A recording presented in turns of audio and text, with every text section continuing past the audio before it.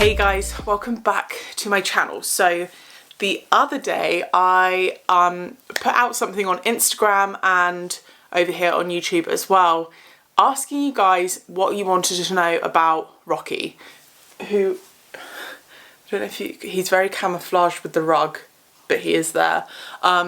So I said that basically I quite often get asked, I get asked a lot of questions about him, and quite often they're very, very similar questions. So I thought what'd be good is that if I did a bit of an update, because I did film a couple of videos when he was a puppy, but I feel like maybe I didn't cover everything and things have obviously changed. He's a lot older now. So yeah, I asked what you guys wanted to know. I've got a massive list, and yeah, I'm just gonna run through all of them now. So first question is, how old is he? So he was born November 2018. So he's 1.5, he'll be 2 this November, but we obviously didn't get him until January, when he was old enough to leave his birth mother. So yeah, just over 1. So he's still quite young and playful, still learning, but he's grown up so much.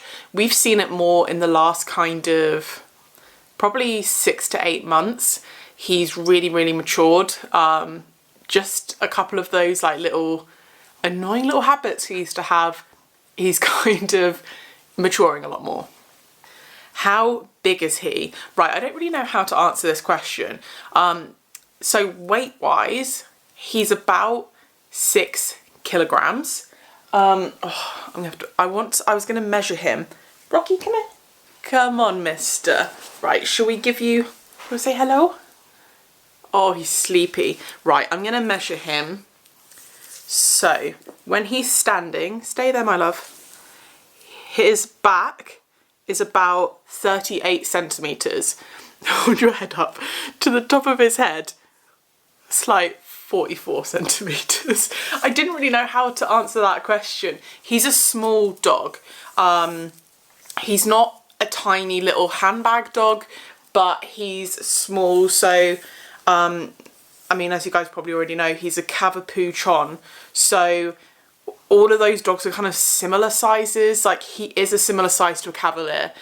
So yeah, he's small. He doesn't weigh a lot. I've had people say that theirs have weighed so much more, and then some people have said that theirs have weighed so much less. Obviously, if you get a female dog, it's probably going to be a bit smaller, a bit lighter.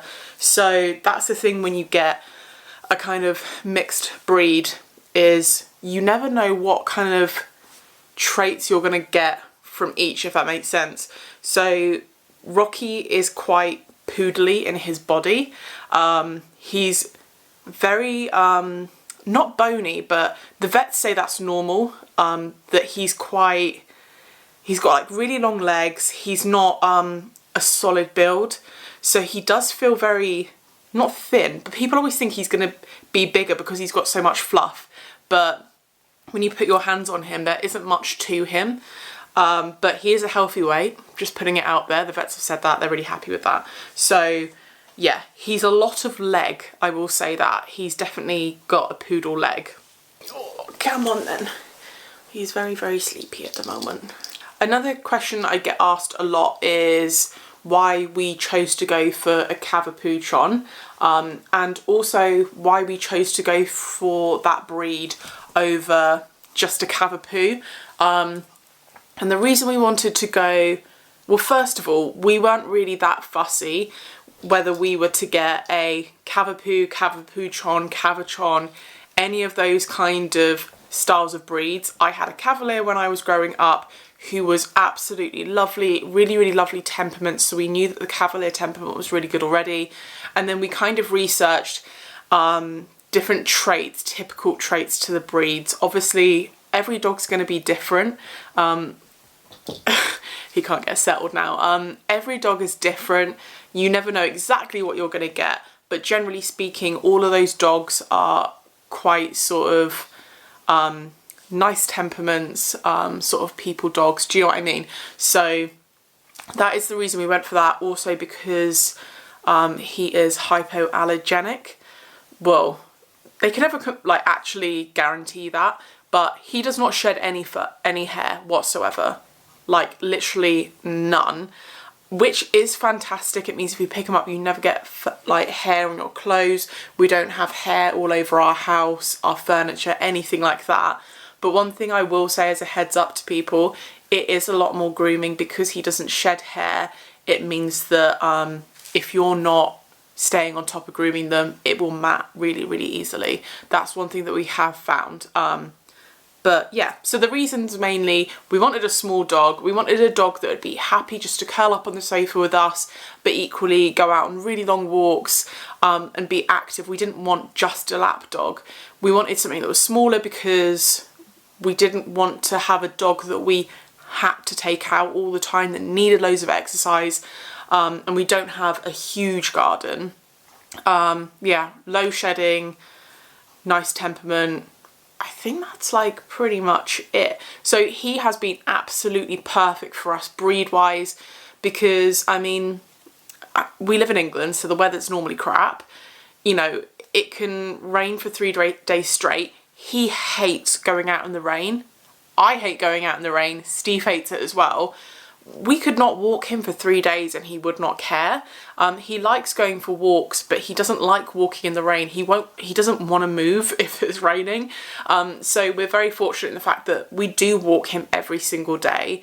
But if there are days where we've got loads of work on or whatever, and we can only fit in a 10-minute walk or whatever it may be, he is totally fine with that. So to some extent they can be quite low maintenance dogs, but then I've also heard that some people have a similar breed and they can be a lot more energetic. So again, you don't know what you're going to get. I feel like I've massively gone off track here. Is he mixed with a toy or a miniature poodle, and what's the difference? Like, what's the difference size wise? So he is mixed with a toy poodle, which is the smaller of the toy and miniature. The toy is smaller. What's the difference between them? Obviously, I'm not a dog expert, so I don't know. I don't think there's a lot. The miniature poodles are a little bit bigger, but I think it's very, very marginal. And again, we weren't too fussy about whether we had a toy or a miniature kind of breed mix. So I'd say just keep an open mind. It's more important to get a really, really good breeder and get them from like just a nice kind of like trustworthy breeder. For us was the most important thing. And we were a little bit open-minded as to what kind of mix, but we knew that we liked those kind of breeds. Where did you get him from? This is probably the most asked question, and last time I filmed these videos I actually didn't tell you guys because I didn't think she was doing any more litters. But I think it may be like his mum's not doing any more litters. I can't remember what she said. However, she is doing more litters now. So I will leave her Facebook page down below. She has a Facebook page specifically for puppies, breedings, and she's really, really lovely. She's based in Gloucester. She breeds them. They're all like bred from home. They're all family dogs. You'll go in, you'll meet them. We met his mum, obviously, which is so, so important. I think people don't understand that. You have to meet the mum. And if the breeder's not showing you the mum or they're being shady about it, I've heard stories about, they've said, oh, we've just taken the mum for a walk. It's probably a puppy farm, and I can't stress it enough. Do not buy from a breeder if you see any red flags, if they don't let you see the mum, if you ask for any paperwork and they don't show it to you, or they make up some sort of bullshit story about how they can't find it right now. Anything like that is a red flag, and chances are it's a puppy farm, and you're going to end up very heartbroken with a very sick puppy if you go down that route. So that is the most important thing, is just make sure you do your research. I'm not an expert on this, I don't pretend to be, but that's one thing. I could see a lot of adverts that I could tell they were puppy farms. So when we went, we obviously met the mum. His grandma was there as well. They actually own the grandma and they still have her. They have just like a really nice little family home, a really nice setup. You could obviously meet all the puppies. We actually didn't get a choice when we went to see him. He was the last one left, but we've always said we think it was like fate because he's just so perfect for us personality wise and everything. He was like the brute of the litter, so I think he just fits really, really well with how we are as people. And yeah, so we met all of them, and then I asked her if she could show me their kind of, what's it called, like lineage. So the grandma was a pedigree, I believe, because she was a Cavalier. So she showed me that. She'd had all of she'd had the grandma heart tested, because that's one common thing with Cavaliers, is that they can have heart issues. So she showed me all the certificates for that. I think both of them had had their eye tests. They'd also had tests done for like knee dysplasia, hip dysplasia. They had had all of these tests to certify that they were, you know, healthy, like good to breed from. The puppies were very unlikely to have any problems, and she was more than happy to show it to me, and she photocopied them, she gave me copies, she gave us a puppy pack. Things like that to me really signify a good breeder. So yes, I would recommend her. I believe she's got a couple of litters coming up this year potentially, so yeah, obviously message her if you have questions, if you're interested in one of the puppies, but I would recommend her. We absolutely love Rocky, and we're in a Facebook group with all his brothers and sisters as well, so we can see how they're getting on as well. Right, next question. What does he eat, and is he fussy? Is he fussy? Yes and no. He's not fussy. Like, he'll eat anything treat-wise. He'll pull stuff out the bin and eat it. Like, he's not fussy that. He'll eat cat poo. He's not fussy in that sense, but when it comes to his dinner, he can be fussy. So we were just feeding him 100% dry dog food. Again, guys, I'm not an expert. I don't want you to think that I am and that what I'm saying is gospel. This is what we've just found from our own research, what works for us. So we ideally wanted to have him on a completely dry food, because what I have heard is that it's far better for their teeth to have dry food. Obviously have them like crunch stuff, but the poodle in him can be fussy, but we didn't want to put him on a completely dry diet. So we did start off feeding him 100% dry, but just over time he got more and more fussy. We changed his food in case it was the food, and it's just that he just didn't want his dry food, which was something that we weren't willing to negotiate on with him. He was having dry food, whether he liked it or not. So and also there are certain things that you can try. So you can try wetting the food. So if you boil the kettle and let it cool a little bit, and kind of pour a bit of water on the food, and it can kind of soften it a little bit, but not too much, and obviously let it cool. Sometimes that can help, but we got to the point with him where we try little things like that. They'd work for a little bit, and then he'd decide he didn't want to eat it anymore. So what we give him at the moment, which has been working, and we're happy with it, touch wood, we get him I've just got it up on my phone, Wainwright's. I'll leave a link down below in the description as well. So we just get him the grain-free adult dry, it's just a dry dog biscuit. We feed him twice a day. So we have a little scoop, we give him one scoop in the morning, he has it dry. With his breakfast, he very, very rarely just eats it. When you put it down, he doesn't get excited for it, and he doesn't tend to eat it straight away. Sometimes he does. Most of the time he leaves it and he kind of snacks on it throughout the day. So we're happy with that. He does end up throughout the whole day, he will eat it. And then for dinner, we give him a bigger dinner than we do breakfast. So we give him 2 scoops of the dry food, and then we also add a little bit of wet for it. And this is when he goes berserk, and he loves this. So the wet food that we just get it from Tesco. It's called like the Butcher's something or other. I'll try and find a link and put it down below anyway. We literally just get like a forkful and mush it up in with the dry biscuit, and he will scoff that down like no one's business. But I found with him, so I'm very strict with him, and Steve's the softie, and he'll be like, oh, he doesn't like it, or this and that.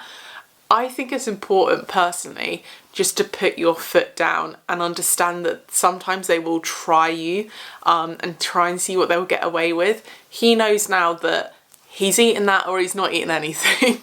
So, I mean, obviously we wouldn't starve him, don't think we're gonna like do that, but he will eat it. And we've gotten into the routine now where he knows that's what he's getting. If he decides to be fussy about it, then tough, it ain't gonna change, and I think he gets that now. So I'd say don't just constantly switch stuff up, stay firm with it, try something for a prolonged period, and then if it's really not working, then yeah, try something else. But we've stood firm with that, it's working, he gets it now, he's not been very fussy since then. So yes, he is a bit fussy, but he eats that. So okay, and then I've got a couple of like training questions. How did you start recall training and how is it going?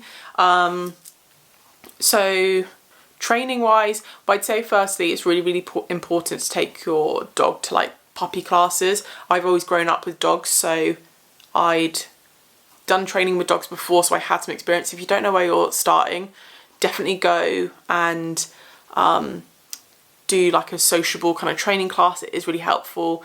When we had dogs when we were younger, we used to always take them to kind of like training classes and stuff that are usually held in like town halls and stuff like that, and they are really, really good. This time we just took him to socialising classes and trained him at home ourselves, and it's, touch wood, it's gone well so far. I don't want to jinx anything because he's still young. He is very, very intelligent. Poodles are typically very intelligent dogs. So he is half, probably should have said this before, he's half poodle and a quarter Cavalier, quarter Bichon. So the poodle kind of traits are very, very strong in him. The way, just physically and the way he is, he's very sassy, very intelligent, which means that he's very, very easy to train, but he's also stubborn and will only do it if he wants to. So in regards to recall, I said the other day, this is the one thing that we're really having to work on with him. And thing is, he knows the recall. So the way that I started doing recall with him was in the house where you have no distractions. I've done recall with him basically since they're never too young to start learning. So as soon as we got him, I started training him and doing recall just in the house. So I would just kind of get him to stay, even if you get someone to hold them and then you go like, come, and like really excited, then reward them with that when you say the command, you know. And obviously there's things you can do, you can use clickers and stuff like that. We've never used that, we've just done treats because he loves treats and he is food orientated even though he is fussy. So just doing little bits in the house where there are no distractions so he knows the command. But then what I find really difficult is that as soon as you step outside, there's a lot of distractions and a lot of things to look at. You know, dogs are just going to want to go and run up to other people, run up to other dogs. So that is where it's more difficult. So yeah, recall training, we just kept on doing the same stuff, but on the lead, just make him come, and then we normally get him to sit and wait and then reward him, and just kind of building it up and up and up. He does know the command. He knows the command now, but the problem is, as soon as we let him off the lead, he switches and he just turns into this mental gremlin, and he will go sprinting around, he'll be running around other dogs. It's like he just gets so overwhelmed and overexcited. As soon as the lead comes off, it's like a mental change. So we're obviously working on it now. If we still struggle with it, you know, in a few months' time, we'll call in a dog trainer, because I think there's no shame in asking for help, obviously, from a professional. But we just wanted to work on it our own way first. So what we're doing is also, right, I don't know if you guys would have seen on my Instagram, this is months ago now, but I was walking him by myself in the field out like kind of by our house. It's all enclosed and it is a safe place to let your dogs off. That's like one of the only places I'll let him off. And I took him for a quick run around the field and let him off, and he did not want to come back on the lead. And that's the thing, he didn't want to go home, he was having too much fun. So I was out there for hours trying to catch him. So what we're doing with him at the moment is, I feel like that time that I couldn't catch him was like a bad experience. And for me as well, it made me a bit nervous because I was by myself as well at the time and just felt a bit helpless really, which isn't a nice feeling to have. So what we're doing at the moment is we're letting him off little and often. So every time we take him out now, if it's safe to do so, we drop the lead.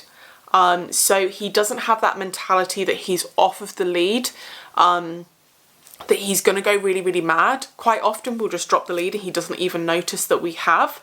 We do the same recall training with him where we'll call him back, make him sit, wait, reward him, and then we'll say away and, you know, run off, have a bit more fun. Just because you're coming to us doesn't mean playtime's over. So we're trying to make it a separate thing. We're trying to make recall, and it's very it doesn't necessarily mean recall means going home and fun's over. So at the moment we are just letting him run around with his lead on, which isn't ideal, but for us that's what we're trialing at the moment. That's what's working for us. He's getting so much better, and the field that we walk him around, we'll kind of walk one length with him running around free, and then we'll like do a couple of recalls. Then like the third time we call him back, we'll pick up the lead and walk with him on the lead a little bit. Then we'll drop the lead again, so that he knows that it doesn't necessarily mean come back, we're going home. So that's what we're trying at the moment. And then we're hoping that because we're going to be letting him off a lot more, that it won't be such a novelty and he won't be so overexcited. The main thing is dogs really. He gets so excited when he sees other dogs. So yeah, we're just trying it, lots of little positive experiences for us and for him. And then yeah, eventually we'll just let him off the lead, and then we'll do something similar where we let him off, we'll put him back on the lead for a little bit, let him off, put him back on the lead, and just do that and build it up. So that's what we're doing at the moment. Obviously I'm not professional, you know, just do what you think's right and try different things. If something's not working, then try something else, and obviously just do some research because yeah. Right, and then last question is about crate training.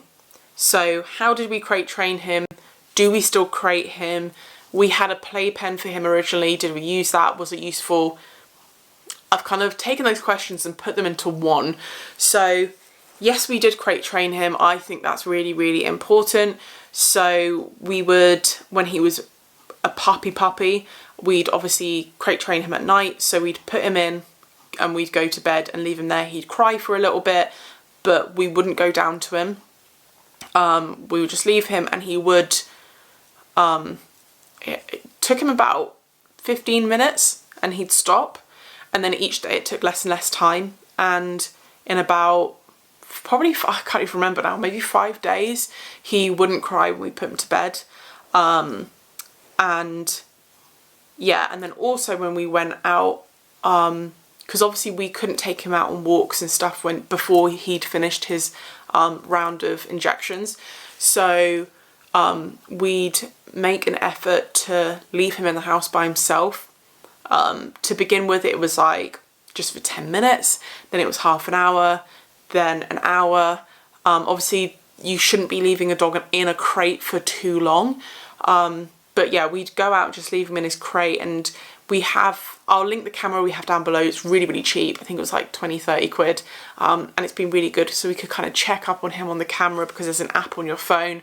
And it was really helpful just for like peace of mind, because more often than not, after 5 minutes after we'd left, he would just fall asleep. So we knew that he was happy and he was comfortable. So yes, we crate trained him. Yes, I think it's so important to do that. Do we use the crate now? We have put him in the crate in the car.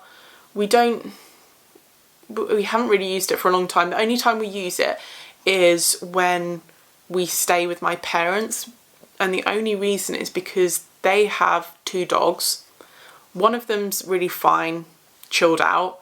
The other one is a little bit snappy, and Rocky has a tendency to kind of get in your face and he's just excited. And the other dog has kind of snapped at him a couple of times, which is good because it teaches him a lesson. But at night time, we just kind of said, look, it's better for the other dog and Rocky if they sleep separately. So they're all in the same room, but Rocky will sleep in his crate. So that's another reason I think it's really important to crate train them, is so that, you know, it's not a bad thing and they're used to it.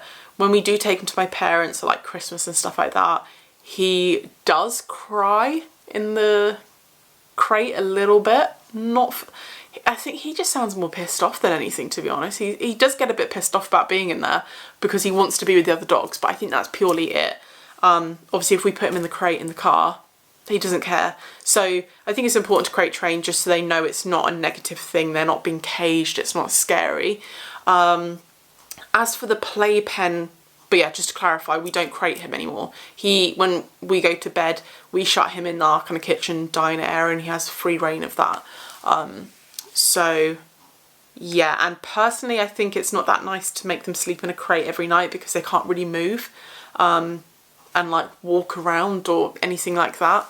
So that's why we don't keep them in the crate anymore. And then also another question was about the playpen we got him. So originally we got him a little crate and a little pen, and the reason we got him the pen was because just when he was so young, we didn't know if he was going to be a chewer, if he was going to chew the furniture. We didn't want him chewing our dining table, so we purely got the pen for that purpose, just so that when we were out, maybe like we didn't have to put him in the crate, we could just leave him in the pen, you know. That was the thought process. He hated the pen. He was fine with the crate. He hated the pen. And honestly, we just could not get on with it. He absolutely detested it. I know a lot of people do put their puppies in pens, even if they're doing things like house cleaning, stuff like that, and you don't want them under your feet. It is nice to have that space where you can leave them somewhere for like 30 minutes, an hour, not have to keep an eye on them all the time.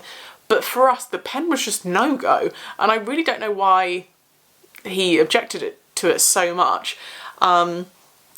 But yeah, so the pen didn't work for us, but I know that a lot of people do use it. So yeah, this is the thing, is so many questions I get. I can only tell you our experience. I obviously grew up having dogs and we always got puppies and stuff like that. And so obviously I have some experience, but this is my own first dog, and obviously Steve's first dog as well. So I can only tell you about our experiences. So yeah, every dog is completely different. Even if they're the same breed, they're never going to be exactly the same personality-wise. So take it all with a pinch of salt. Right, I think that is everything. Obviously, if I have missed anything, just ask away in the comments down below. But I feel like I probably covered everything. Yeah, I hope that's been helpful. If you have enjoyed this video, please don't forget to give it a thumbs up because it really supports my channel. If you haven't already subscribed, don't forget to hit the subscribe button and turn your notifications on so you never miss an upcoming video. And until next time, I think he's behind, yeah. We will see you guys later.